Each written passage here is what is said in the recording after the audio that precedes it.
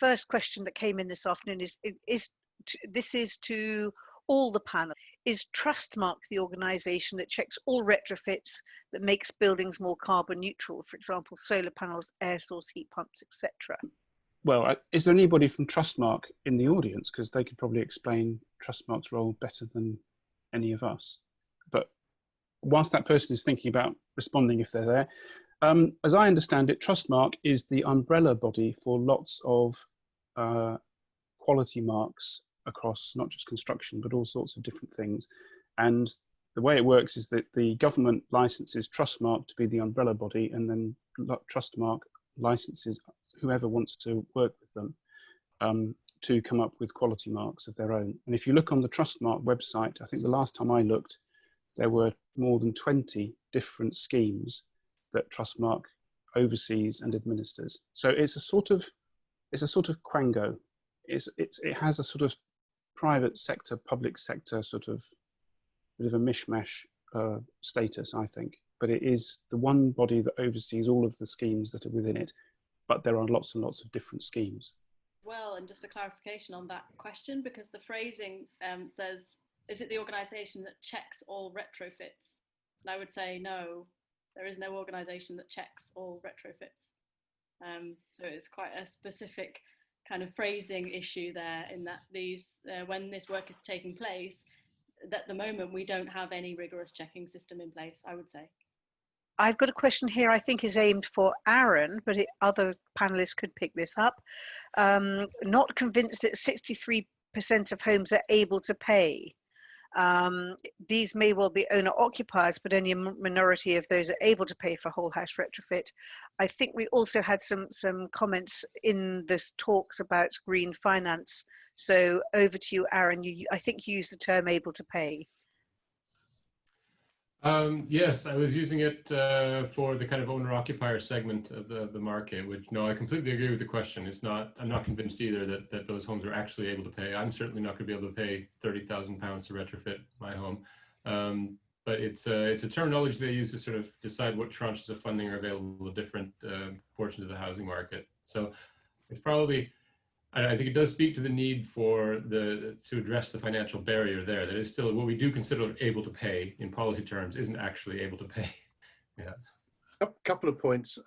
The RMI market in the UK, that's to say the repair, maintenance, improvement market, shows that on average we spend over £1,000 per year, every homeowner, on our homes. So you could argue that looking to 2050, between now and then, every home will have £30,000 or more spent on it in repair, maintenance and improvement. Now, not all of that goes to energy efficiency, but it does show that there's quite a lot of money slushing around already, some of which is devoted to energy efficiency. Second point, I think, is that the Green Finance Institute has been set up to address just this kind of problem, and is planning a whole series of demonstrator projects to test out different ideas for providing the necessary finance in different formats for different segments of the market. So yes, it's a thorny problem, but people are working on it and are going to test the ideas. Third one, I'm not sure that for a typical UK home, whatever that is, it need cost as much as that, and certainly doesn't have to cost as much as that in one go.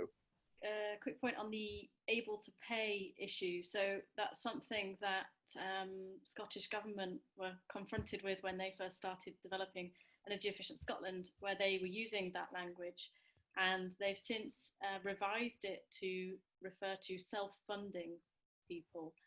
So trying to recognise that a lot of people indeed don't have £30,000 available, but some will be willing to embark on a retrofitting journey over time, and just trying to recognise that as well. On to the next question. Many of the skills required to deliver low energy homes are undervalued. Take heating installers, for example, little or no knowledge of system design, sizing, commissioning, etc. The skills are long since lost in this sector, so how do we cost effectively and rapidly upskill the workforce, especially when it's not even clear what a whole home retrofit really looks like, when it will involve a blend of technologies and solutions that need to work together? How do we cost effectively and rapidly upskill the workforce in this complicated scenario? We're here to stimulate debate. I'm going to take exception to the cost effectively element of that question. And the reason is because education is never cost effective. We always subsidize education through the public sector. That's how it works. The way that the construction industry has got itself into the pickle it's got itself into is by privatizing the funding of training and making it totally voluntary. So if we were serious about doing retrofit at scale, I would argue that we need to massively invest in education, and that investment in education provides a societal good, and that the benefits accrue to society at large. So it's not a cost benefit analysis in terms of, if I spend £500 on training, how do I get £500 worth of work out of it? I think that's just the wrong way to approach it. I may have misunderstood the premise of the question, but that's what I did understand from it. We need to commit to professionalising the whole industry, which will not be cheap and not be easy.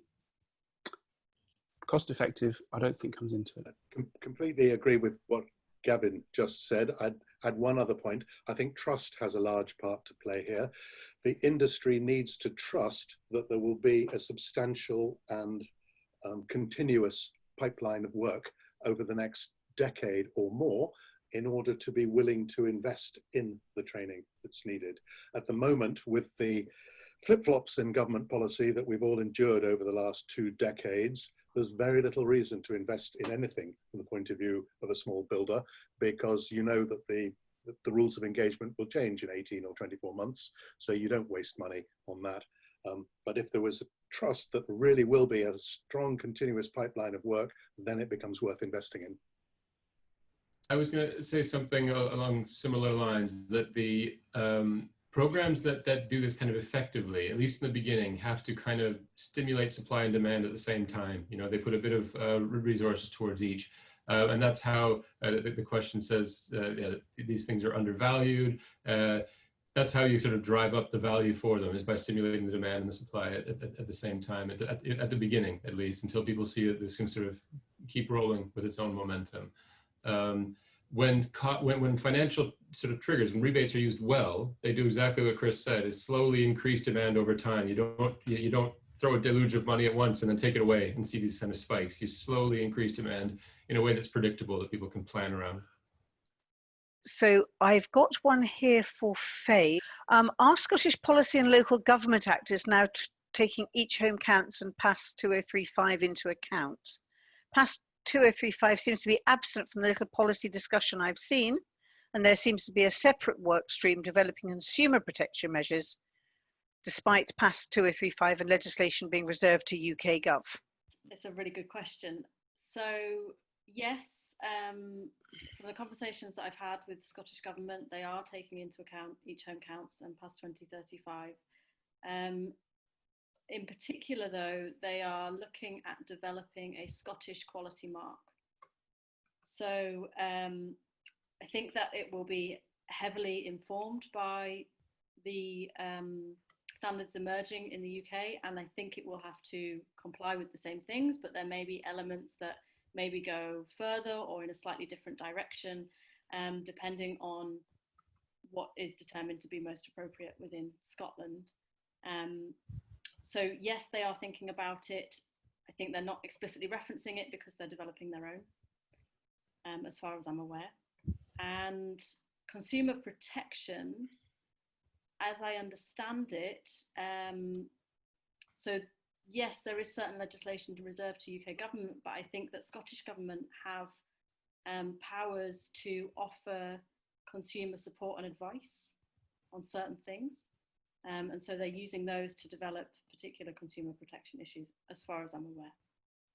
Another question to the panel in general: does the panel see accreditation, such as Passivhaus, Enerfit or similar, as a way of benchmarking quality of the refit and a way of bridging anticipated skills gaps by ensuring certification? Accreditation, I think, is important. The way I see accreditation is it should be part of another system. And the other 2 elements of the system are education and training on the one hand, and compliance checking on the other. So the way it should work is that you go into education to learn how to do it. The work that you're then accredited to be able to work on the building projects. The work that you do is then checked, and if it's completely substandard in difficult ways, then you get thrown out of the industry, especially for repeat offenders. And the other important thing that the compliance check ought to do is feedback sort of systemic problems back into the training system. So we should be doing much more to check what's being built actually does what it's supposed to do, have the accredited workforce in place to do it. But the accreditation, it needs to be linked to CPD, it needs to be constantly evolving and maintained. It's not something which is just once and for all. I don't know if that answers the question, but I see accreditation as a piece with a wider system. I have a question here, but we know that SAP calculations are not the best way for assessing energy use of residential buildings, especially when it comes to retrofits. I hear the collective groan when we mention SAP. Do you think there is room for using a more detailed form of modelling, including calibration to ensure better recommendations, actual measurable carbon savings and retrofit solutions that are relevant to the actual existing building? I would be delighted to talk about SAP and issues with it. So I mentioned that we're looking at building passports, and I think one of the advantages of building passports could be that it's a way of trying to move away from SAP and EPCs that are just really problematic. And part of the reason they're problematic is around issues around the skills and supply chain. So, lots of people will take off their estate agent hat and put on the SAP EPC assessor hat, and they go around and do the EPC. And that's not to say that they're necessarily going to be bad, but we do know that there are lots of them that are really poor. And then because we don't have people interested in EPCs as a driver for decision making, they don't really pay attention to them. So you have this vicious circle where you're not incentivized to produce a good quality product, and then people don't look at them because they think that they're going to be quite poor. So we've got this system that just really doesn't work. It doesn't really allow you to make decisions about a building. It doesn't allow you to aggregate them together and understand what needs to be done, because you're just building on quite shaky foundations. And so, government constantly is looking at SAP and EPCs and are there things that we can do to make it better.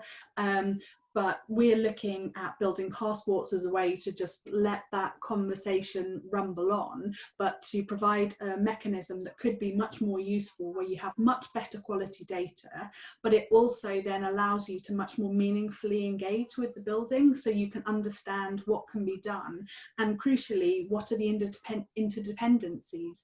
So if we know that people will be renovating their homes or maintaining them, or that something is going to break and they're going to have to repair it, at the moment, because people don't know about energy efficiency things, they're not bothered about it, they're not going to be prompted. And then often what happens is they'll do something, and it might be that they put in an aesthetic feature and they really like it, so they don't want to then undo it if you go, hey, why don't you do solid wall insulation?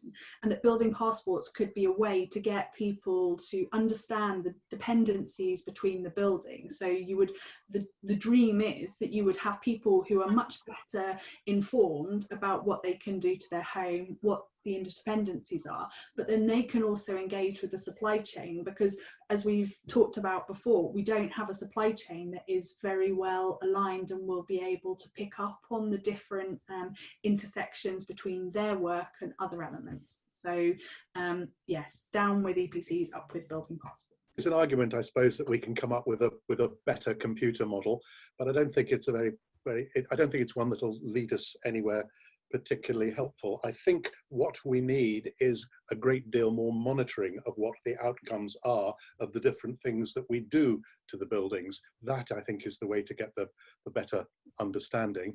And on that point, Welsh Government is actually actively considering what it would take to put half-hourly metering on gas and electricity in every single home in Wales. Of course, one of the problems with that is then getting access to that data, but that kind of thing is being actively discussed now in Wales, so that we really do have a much better handle on what works and what doesn't, and that will lead to better understanding, I think, of the influence of human behaviour and workmanship on the outcomes.